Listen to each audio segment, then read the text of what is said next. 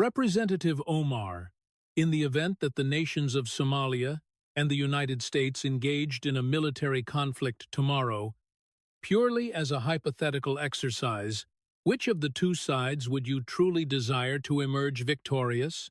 The vocalization of this inquiry was characterized by a profound calmness, a measured and almost tender quality that suggested curiosity rather than hostility. Vice President J.D. Vance adjusted his posture, leaning forward in his seat with his fingers interlaced, waiting in a state of quiet expectation. A duration of 15 seconds of absolute silence hung over the live television broadcast, witnessed by an audience of 2,000 individuals within the Minneapolis Target Center. These 15 seconds represented a window of time where the United States Congresswoman Ilhan Omar, who represents the 5th Congressional District of Minnesota, found herself incapable of articulating the simple phrase, "I would want America to win." Within that heavy vacuum of silence, every minute's sound became perceptible to the collective ear. The sound of a cellular device impacting the floor somewhere in the elevated seating rows echoed with a sharp clatter. One could hear the rhythmic hum of the building's ventilation system and a solitary cough originating from the rear of the arena, which resonated with an impossibly high volume. 2,000 spectators seemed to be collectively suspending their breath as Ilhan Omar parted her lips, then hesitated, only to open them once more. Her gaze shifted rapidly toward Jake Tapper, the CNN moderator, as if searching for some form of intervention or salvation that he was unable to provide. In the front row, her director of communications sat with his head buried in his hands in a gesture of despair. When she finally spoke, her voice was characterized by a distinct tremor, asserting that the question posed to her was a calculated attempt to entrap her. Vance did not amplify his volume. He merely adjusted his physical position. He moved forward an additional inch and remarked that a question only serves as a trap if the respondent is unable to provide a candid answer. It was at that precise moment that she rose from her seat, reached behind her back, and began the process of detaching her microphone equipment. The technical personnel flinched as the connection was severed, causing a sharp crackle of static to erupt through the House speakers. Jake Tapper rose halfway from his stool, attempting to preserve the integrity of the town hall by noting that 20 minutes of scheduled time remained. However, Ilhan Omar had reached the limit of her participation. She abandoned the microphone on her chair and moved toward the right side of the stage. There was no concluding statement or explanatory remark provided as the stage curtains enveloped her, and she retreated into the wings. The television cameras remained fixed upon the scene. The broadcast focused on the now vacant chair, on Vance, who remained seated in a state of tranquility with his hands folded, and on Tapper, whose expression directed at his producers seemed to query what had just transpired. Vance pivoted to address the camera directly, his tone of voice being clinical and matter-of-fact, yet tinged with a hint of disappointment.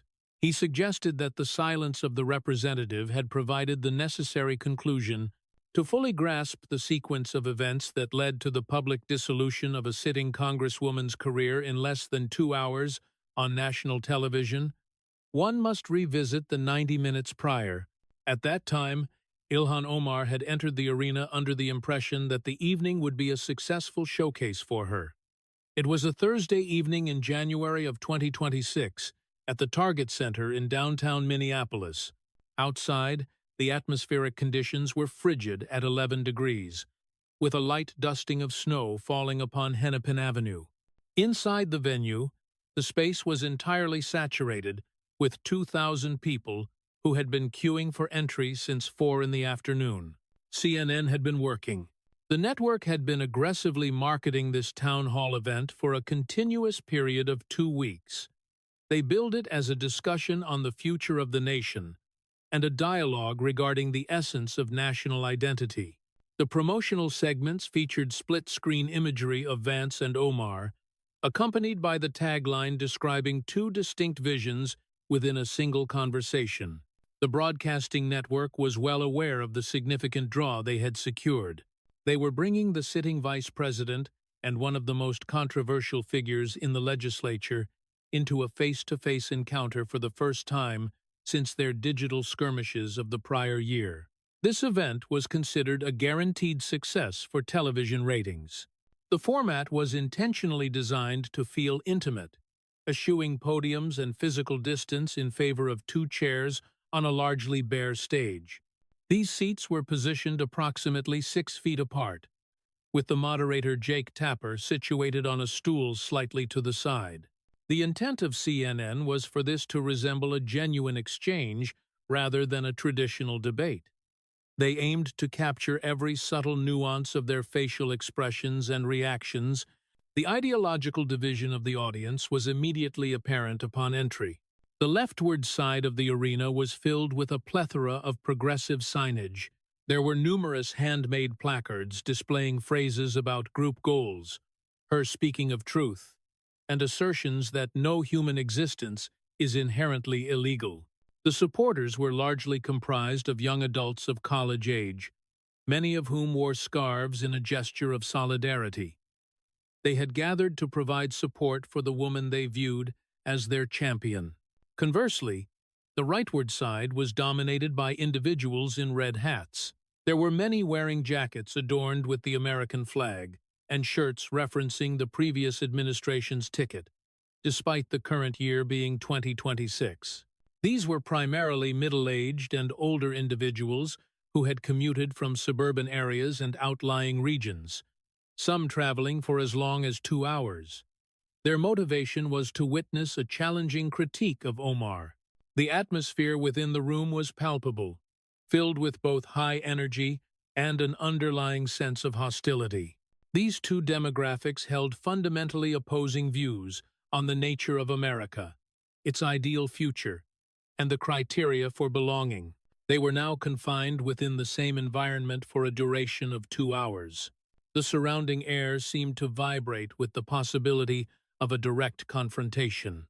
In the dressing room backstage, 90 minutes before the start of the broadcast, Ilhan Omar was accompanied by her staff. 6 people were squeezed into a space that was originally intended for only 3. Her communications director, Marcus, along with her press secretary, Jen, 2 legislative assistants, and her chief of staff, Ahmed, were present. They had been engaged in rigorous preparation throughout the week. Marcus predicted that the vice president would focus his critique on the topic of Israel, as that was a primary concern for his political base. He advised her to be prepared for questions regarding political action committees and allegations of conflicting loyalties. Omar was in the process of reviewing her appearance in the mirror and refining the placement of her headscarf. She had selected the colors of her attire with great intentionality. The pattern featured a subtle combination of red, white, and blue, intended to be patriotic without appearing to be a shallow appeal to the audience. She noted that she had responded to similar inquiries numerous times and invited the challenge. One of the legislative assistants questioned how she would handle inquiries regarding her votes related to Somalia. Specifically, they mentioned a sanctions bill from the previous year.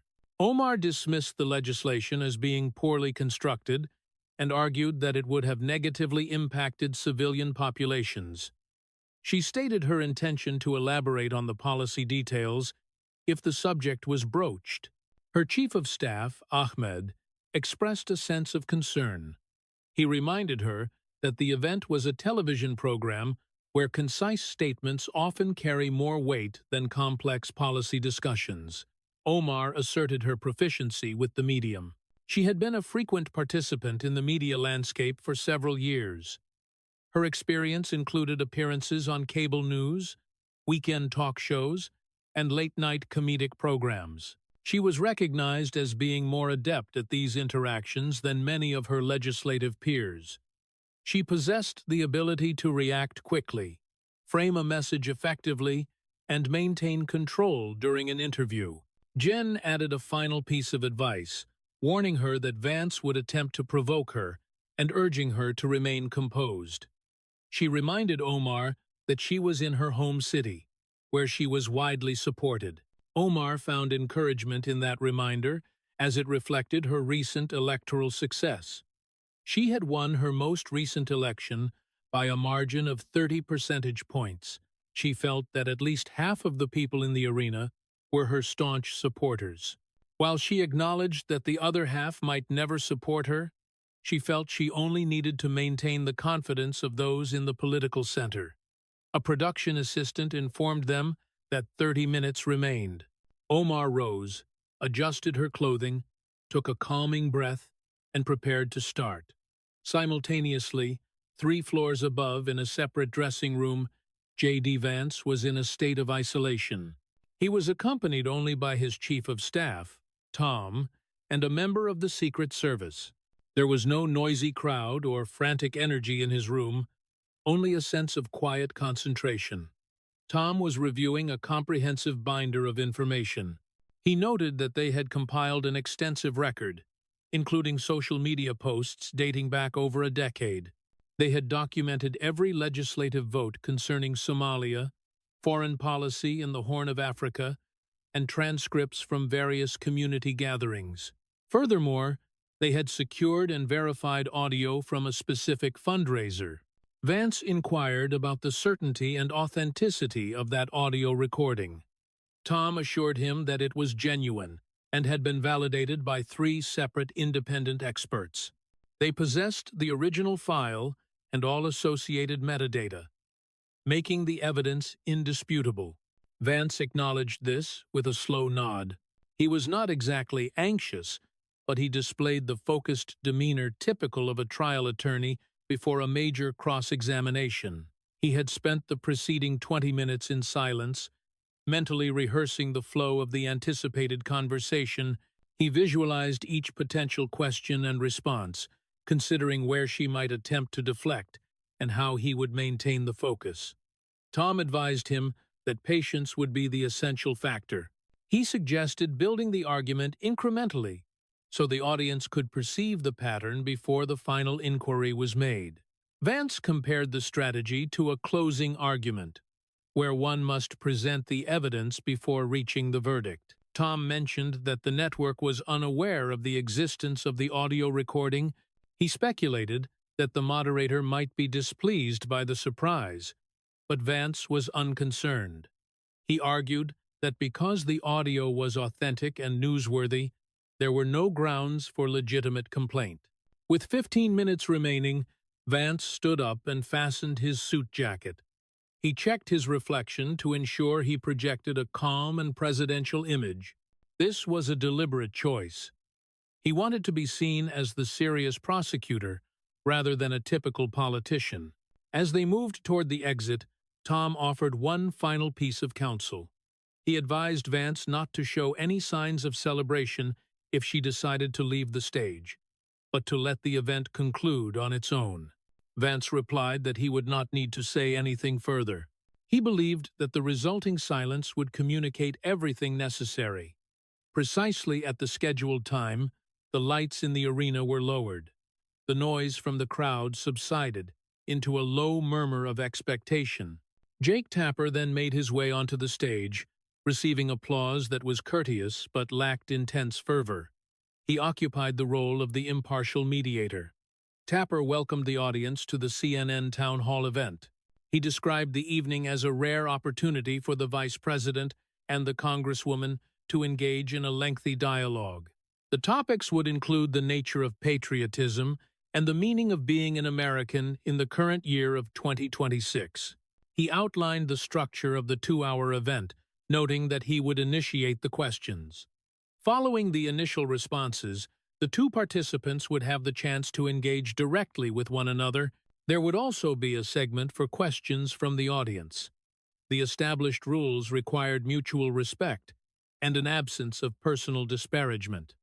Tapper then introduced Congresswoman Ilhan Omar. The left-hand side of the venue erupted in a standing ovation with sustained cheers. Omar entered from the left, presenting a confident smile and waving to her supporters. She was dressed in a navy outfit paired with her patriotic headscarf, moving with the poise of an experienced public figure. She shared a handshake with the moderator, waved once more, and took her seat. In contrast, the right side of the arena remained entirely silent during her entrance. When Tapper introduced Vice President J.D. Vance, the right side of the room broke into loud applause. Those on the left remained seated, many with their arms crossed in a defensive posture.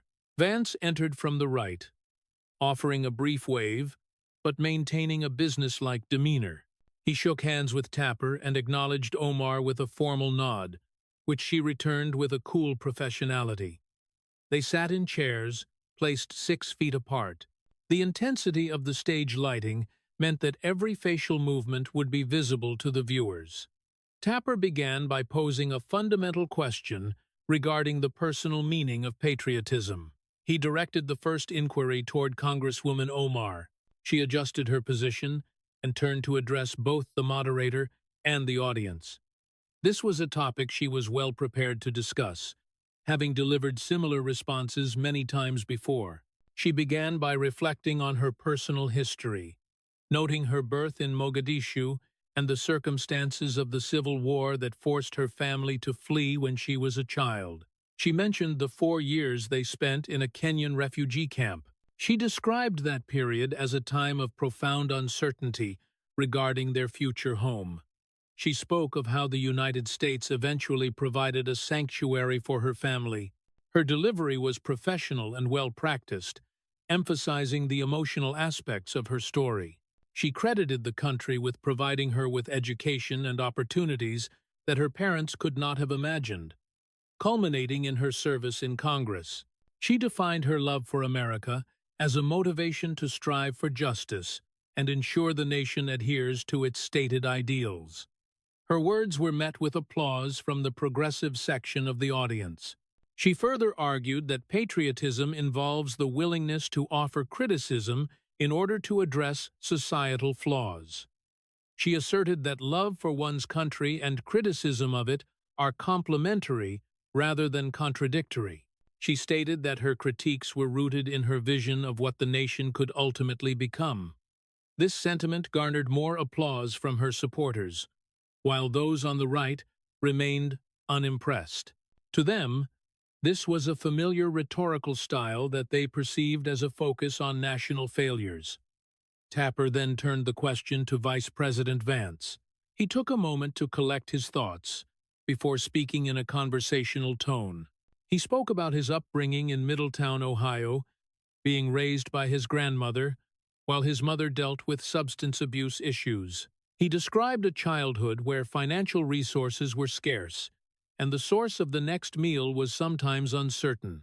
After a brief pause, he noted that despite those hardships, he possessed opportunities that are rare in many other parts of the world.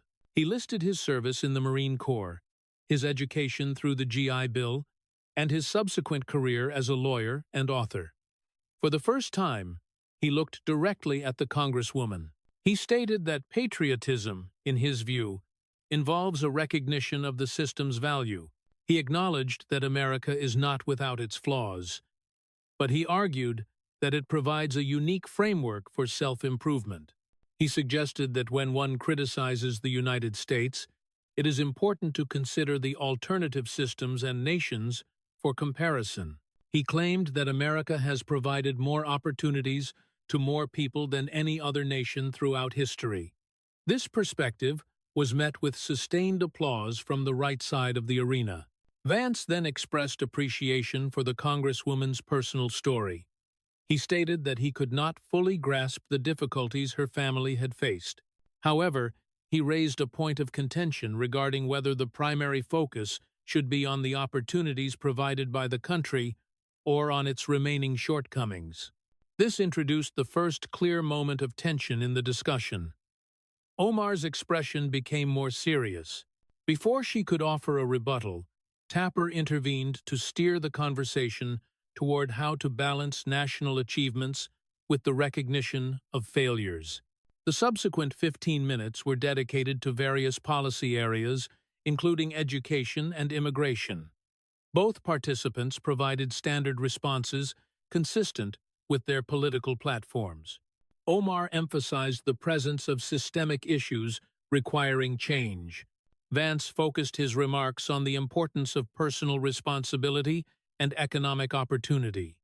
While they disagreed on virtually every topic, the exchange followed a predictable pattern.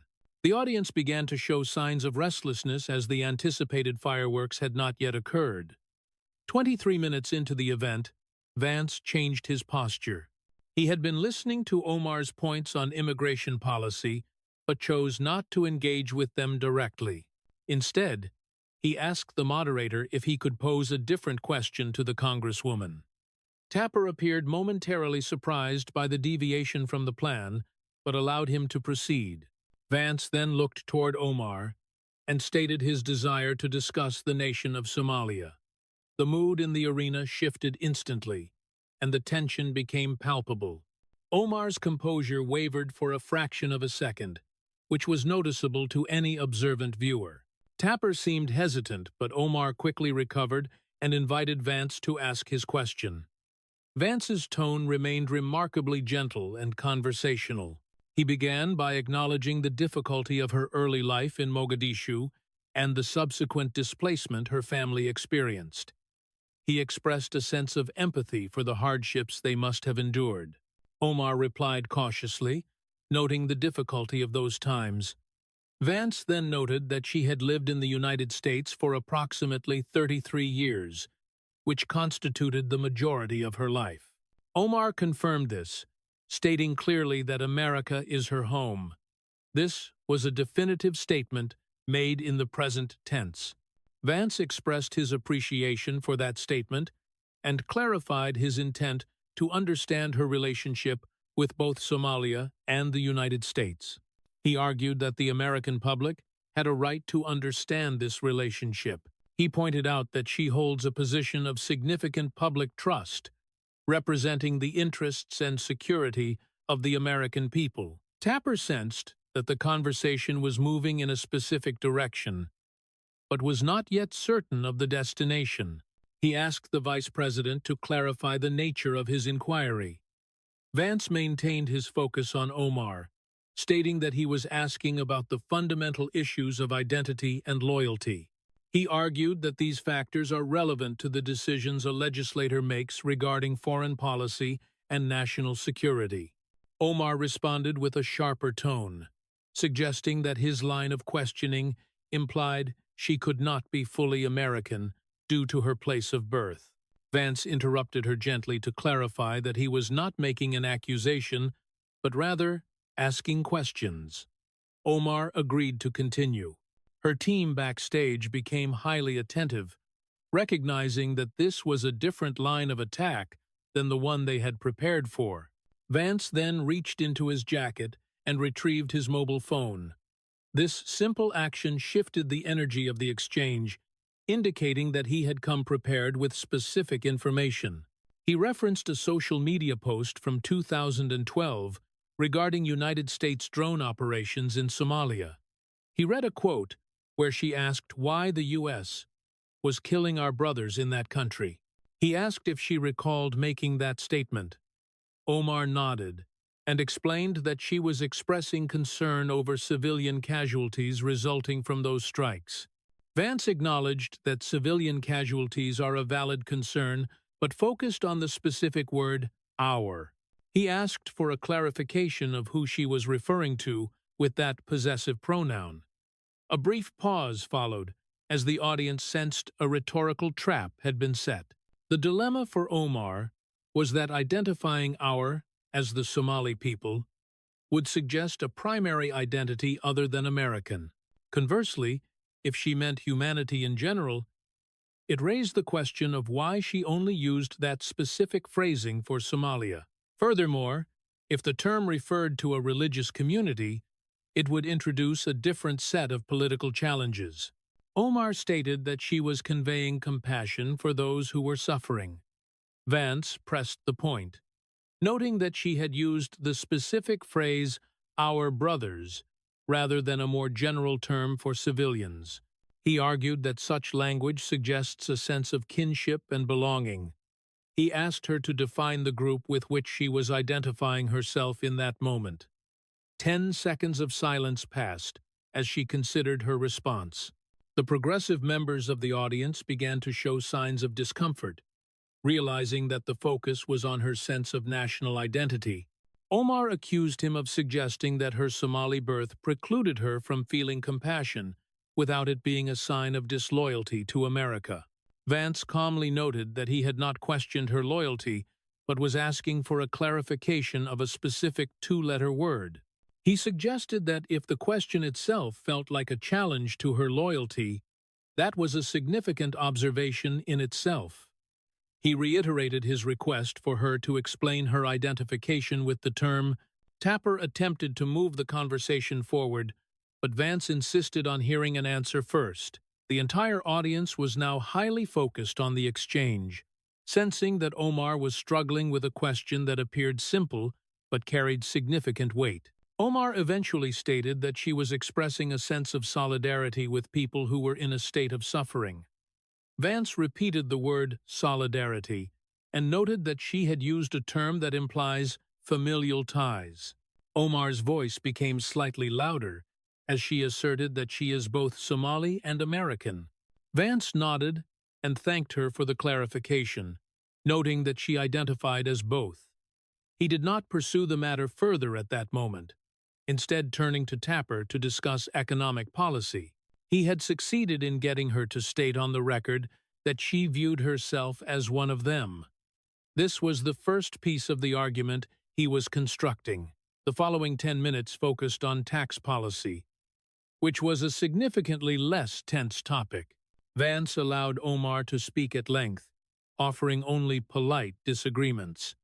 This caused a slight relaxation in the room. However, her team backstage remained on high alert, recognizing that Vance was utilizing his legal background to build a comprehensive case. They understood that the previous question was merely the beginning. Vance waited for her to complete a detailed response regarding corporate taxation before returning to the previous topic. He brought up a specific legislative vote from September 2023. He asked if she remembered a bill designed to impose sanctions on Somali officials who had documented links to an extremist group. Omar's demeanor became tense as she confirmed her recollection of the bill. Vance described the legislation as straightforward, targeting 15 specific individuals who had been proven to assist and protect the terrorist organization. The bill proposed freezing their American assets and banning them from traveling to the United States. He noted that the measure had passed with overwhelming support, 412 votes to only 3. He asked why she had been one of the 3 who opposed it. Unlike a past social media post, this was a matter of her formal legislative record. Omar defended her vote by claiming the bill was poorly drafted and would have caused humanitarian issues. Vance interrupted to point out that the bill was narrowly targeted at 15 specific individuals rather than the general population. He asked why she had chosen to protect those individuals from the consequences of their actions. Omar began to speak more rapidly, arguing that sanctions can have unforeseen negative effects on the economy of a fragile state like Somalia. She suggested that any such measure could have ripple effects that hurt civilians. Vance responded with a firm but patient tone, reminding her of the atrocities committed by the group in question. He mentioned the killing of American service members and the massacre of students in Kenya, who were targeted for their religious beliefs. He noted that the organization is widely recognized as a terrorist group by major international bodies. He reiterated that the bill was aimed at 15 officials who were working with those terrorists. Omar prepared to offer a more academic explanation regarding international finance and humanitarian corridors. Vance then asked a much simpler question: whether she believed the U.S. should ever sanction officials who collaborate with terrorists. He presented it as a binary choice. Omar tried to argue that the issue was more complex than a simple yes or no. Vance pressed her again, asking if those 15 specific individuals should have been sanctioned. Omar found herself in a difficult position. Agreeing would contradict her vote, while disagreeing would mean defending those linked to terrorism. She attempted to explain the broader context of sanctions in unstable nations. The audience was beginning to lose interest in her lengthy explanation, as it appeared to be an attempt to avoid the direct question. Vance allowed her to finish her remarks on governance structures and institutional capacity without interruption. When she concluded, he simply summarized that she had voted to protect officials with proven terrorist ties. He then suggested they move on to other topics. The next segment covered climate policy and education, which proceeded like a standard town hall. Omar seemed to regain her confidence while discussing these familiar policy areas. Then, Vance brought up a topic from 2019. He asked if she remembered her previous comments regarding the allegiance of certain members of Congress to a foreign nation. Omar's expression shifted again, as she recognized this was a reference to a significant past controversy. She immediately claimed her words were taken out of context and that she was referring to political finance and lobbying.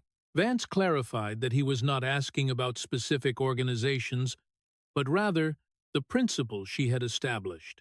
He quoted her words about the influence that encourages allegiance to a foreign country. He asked if she recalled suggesting that some of her colleagues had divided loyalties. Omar admitted to the statement, but attempted to qualify the context. Vance continued, noting that she clearly believed it was possible for an American official's loyalty to be compromised by ties to another nation. He pointed out that she had felt strongly enough about this principle to publicly accuse her peers of it. He was using a methodical approach, not yet accusing her of anything, but getting her to agree to a standard she had previously set for others. Omar chose her words with great care, stating that people can have complex relationships and that certain pressures can create divided loyalties.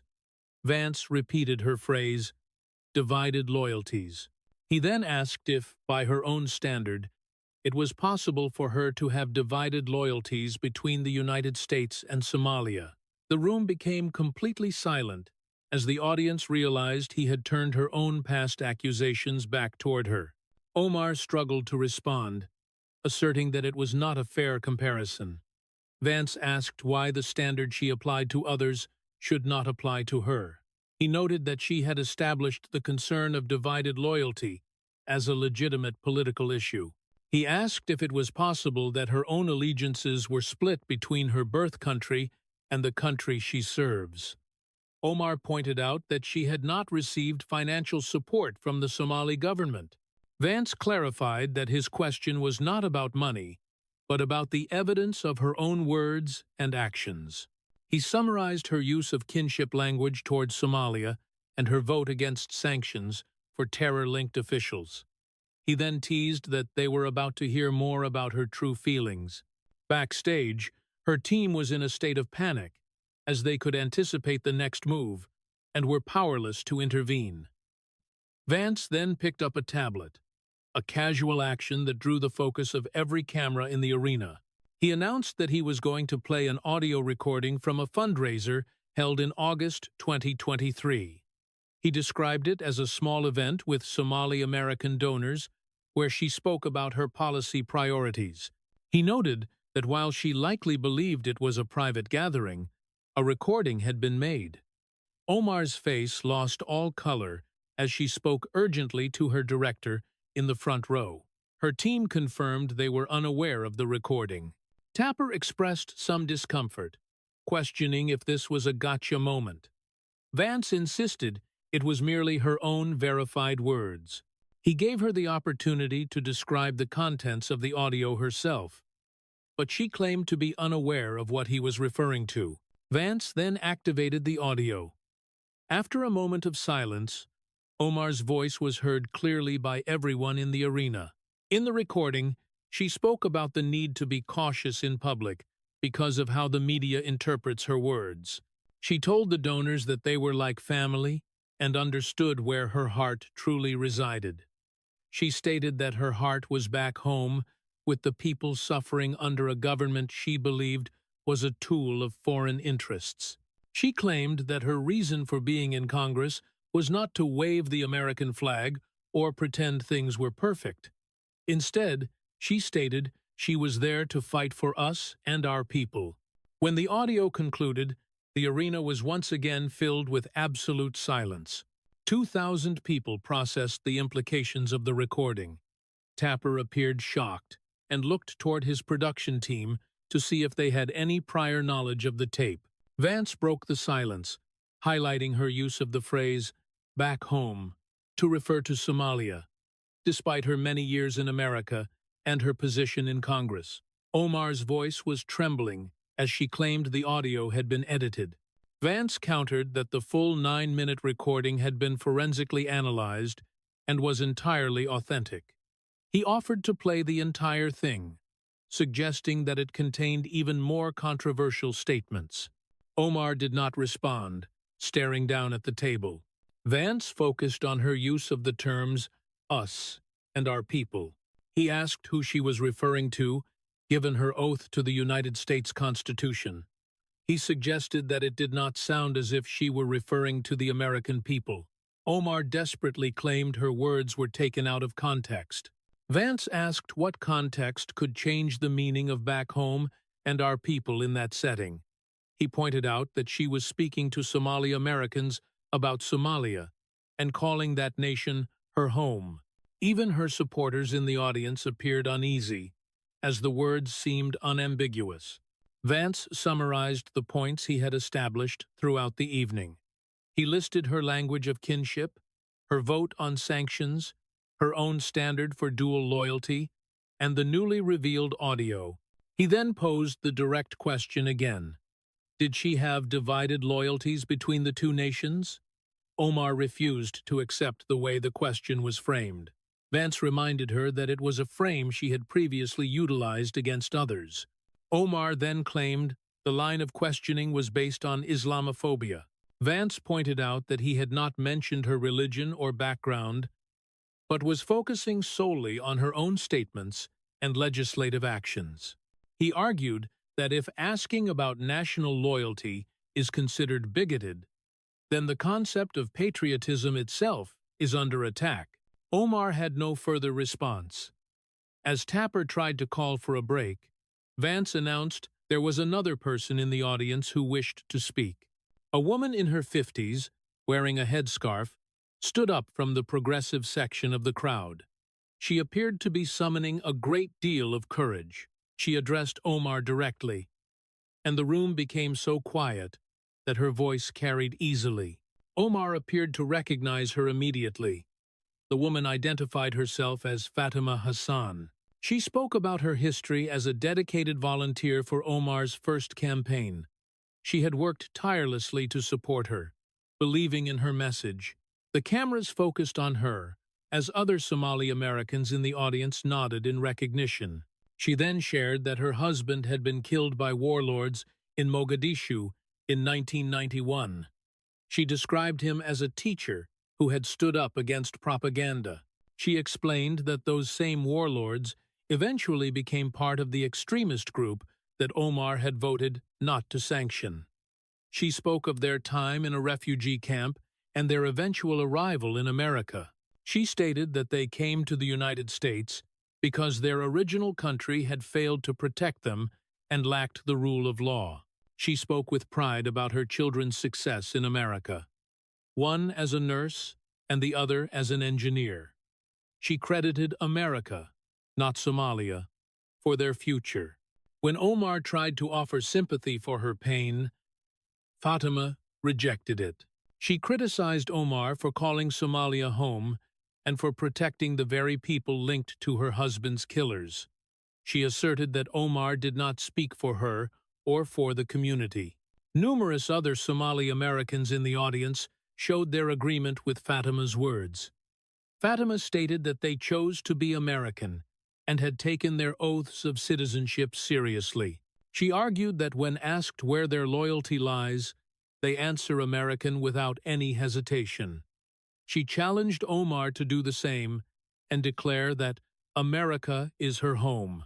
Gradually, more members of the Somali-American community stood up in support of Fatima. They were making a public statement as Americans against the representative they had once supported. Omar appeared devastated as her own base turned against her on live television. Other voices from the crowd began to urge her to simply say the word America. Vance remained silent as the community demanded answers. Omar then stood up and announced that she would no longer participate, calling the situation a coordinated setup. Fatima denied being part of any conspiracy, stating she was just a community member asking a simple question.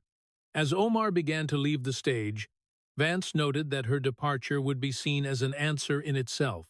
Omar turned to him with anger and asked if he wanted her to participate in a racist show trial. Vance calmly reiterated that he had never mentioned her race or identity, only her own public record. He argued that the question of national choice is central to the meaning of patriotism. He then stood up and clearly summarized the 5 key points they had established during the evening.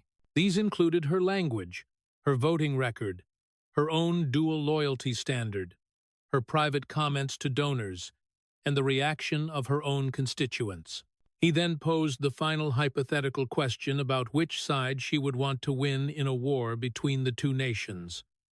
A long silence followed, lasting for 30 seconds. Omar looked to her team and the moderator, but found no help. The voices from the crowd continued to press her for an answer.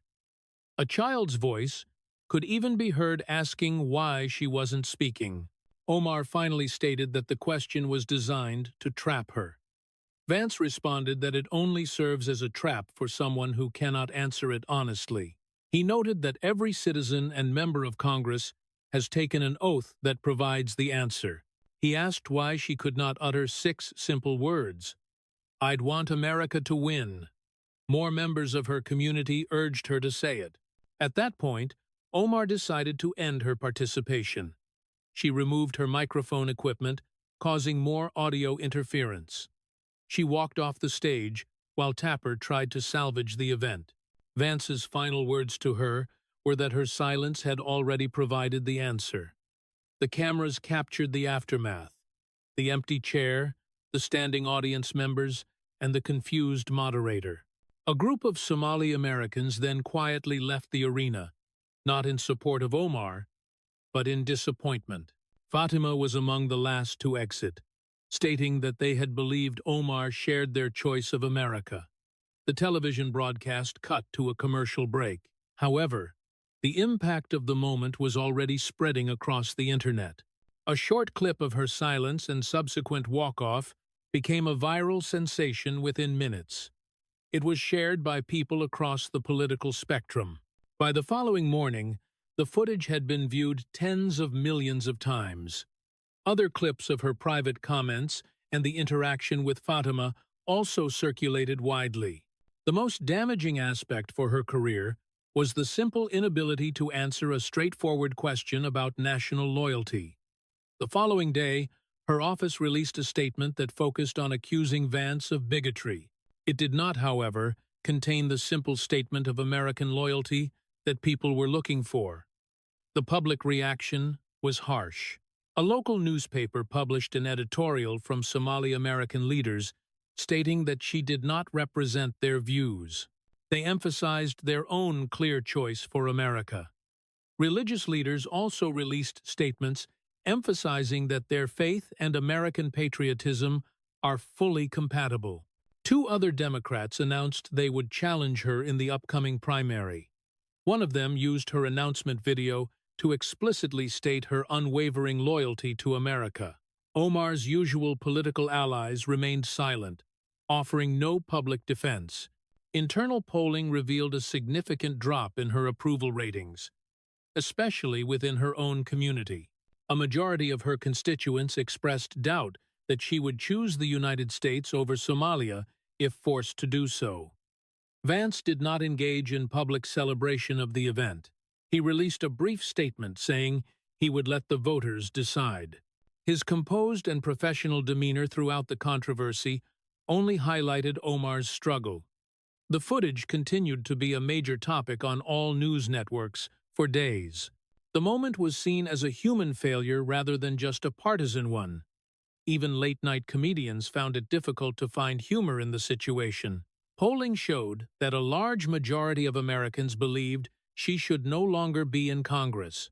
Many observers concluded that the question was only a trap because of her own personal conflicts. The oath taken by all citizens and members of Congress clearly defines the expected loyalty. The question was not asking her to give up her identity, but to affirm her primary allegiance to the country she represents. On that stage, she had failed to do so in front of her own people.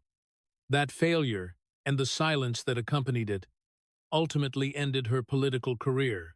3 months later, she was defeated in her primary election by a substantial margin. In her final speech, she continued to blame external forces for her loss, still unable to provide the simple answer she had been asked for months earlier.